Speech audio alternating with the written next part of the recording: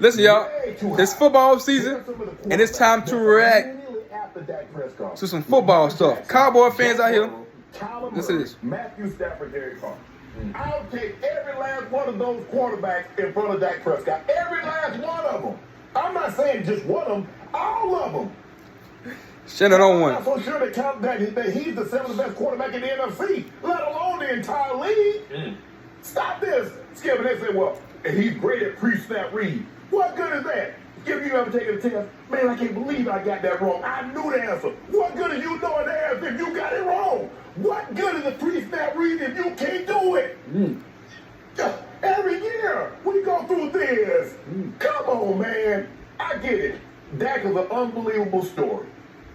But Skip, this is some bullshit. Ain't no way in hell.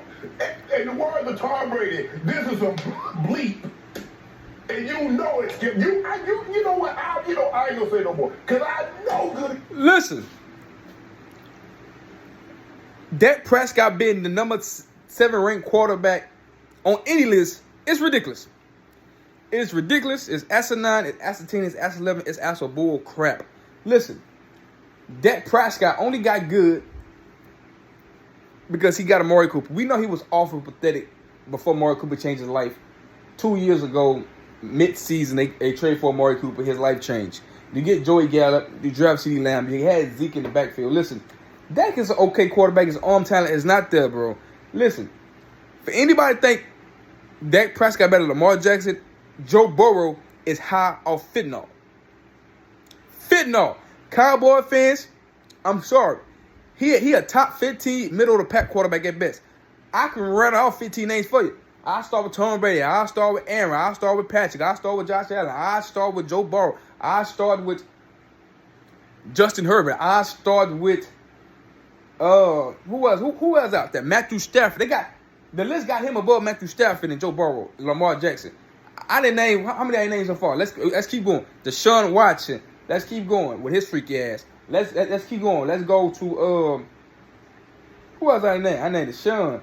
I didn't name. It wasn't quite more quarterbacks. I didn't name. Who else out there?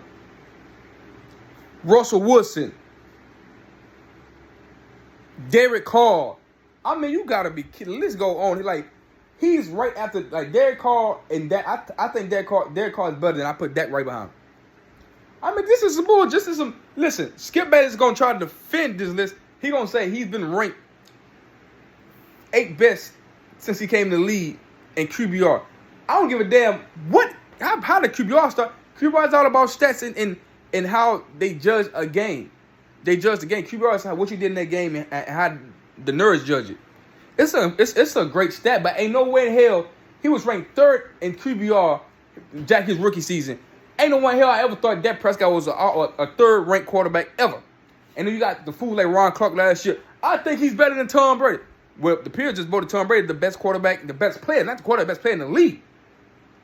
But somehow, let's just Skip Bayless. Well, you can't justify this. Why Skip Bayless? The best quarterback. Even when you tried, I know how you've been loving the Cowboys since how long? 1961. 1961. Second year. I know. I'm baffled. Listen to Skip. Cowboy lover. That Dak Prescott is the 7th best quarterback in all of football, not just the NFC. How fentanyl? But all 32 teams. Ain't no way in hell he better than Stafford, Kyler Murray, Joe Burrow, Lamar Jackson. I forgot about Kyler Murray. I'll take Kyler Murray over Dak Prescott. Shit. Nah, I ain't gonna say Jimmy G because Jimmy G. And how Shannon finna say he said he'll take First Cousins. I think First Cousins might just be better than that. Let's keep it 100. I'm not so sure, Skip. Truth be told, hell, he ain't. If he better, I'll take First Cousins. That's Kirk Cousins. I'll take First Cousins over Dak. Did you just say what I think you just said? You heard what I said. Dak Prescott owned Kirk Cousins when Kirk was in Washington. Everybody owns Kirk Cousins. Everybody owned the Commanders. Dak owned that division. That division is off. That division is off. If it wasn't for that division, Dak Prescott wouldn't be heard of. He'd be a backup somewhere. If he ain't playing the NFC East. Okay. Look at Skip. So what my turn. Look at him. I have told you Oh, he didn't say hug. He again do it a little. and again and again and again and again. I cannot defend Dak down the stretch of 2019 or last year. I can't defend down the stretch. I made a video before. Dak is like a LeBron James. Dak feasts off bad teams, and a lot of his times he missed the playoffs. Like LeBron missed the playoffs in LA a couple of times. Dak missed the playoffs a few times in his career.